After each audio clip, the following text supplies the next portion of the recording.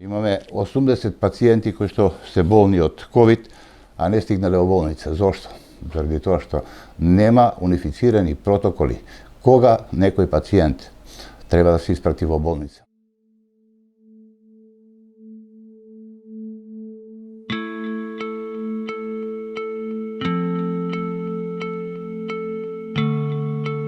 Ние сме на топ листите во светот според бројот на починати и бројот на заболени спрема бројот на населението. Значи, овие пациенти, 80 кои што ги споменав, тие не стигнале да одат во болница. Зошто?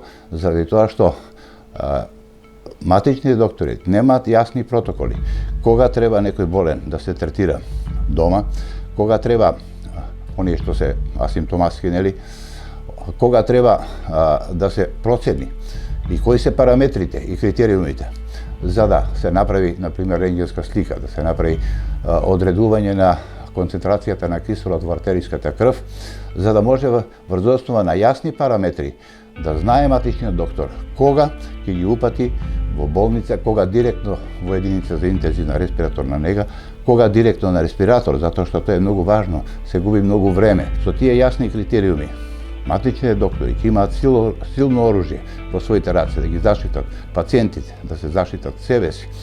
И на тој начин нема да доаѓа до лициум артис, односно лекарски грешки, кои што матичните доктори ги доведуваат во една незавидна ситуација, а во крајна инстанца највеќе страдаат пациентите. И затоа имаме 80 пациенти кои што настигнале да одат во болница, а немаме доволно медицински персонал, што е навистина проблем. Моите информации зборуваат дека секој втори, трети медицински персонал е заболен од COVID.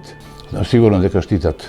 Јас веќе споменав во еден друг настап дека ако двајцата носат маска, 2/3 се намалува можноста за инфекција. Ако еден носи маска, тогаш можноста е 50%. Не е толку важен квалитетот на маската во оваа ситуација.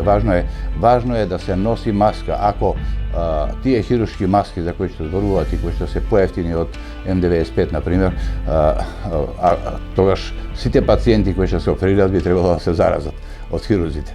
Према тоа, значи, ако еден хирург може 5, 6, 8 часа да носи маска, и ако тука има размена на гасови, некој вела се ослободува CO2 и така натаму, но тој се елиминира. Према тоа, значи, нема никаков проблем и нема никаква штета за организмот. Еден искусен човек, да не зборувам доктор, добро ќе го пресмета односот ризик-бенефит и кост-бенефит. Сега чинењето на маските не е како на почетокот на кризата. Тие се многу ефтини.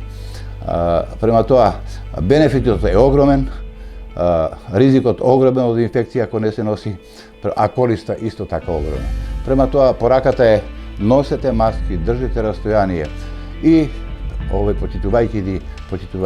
почитувајте ги мерките на предпазливост.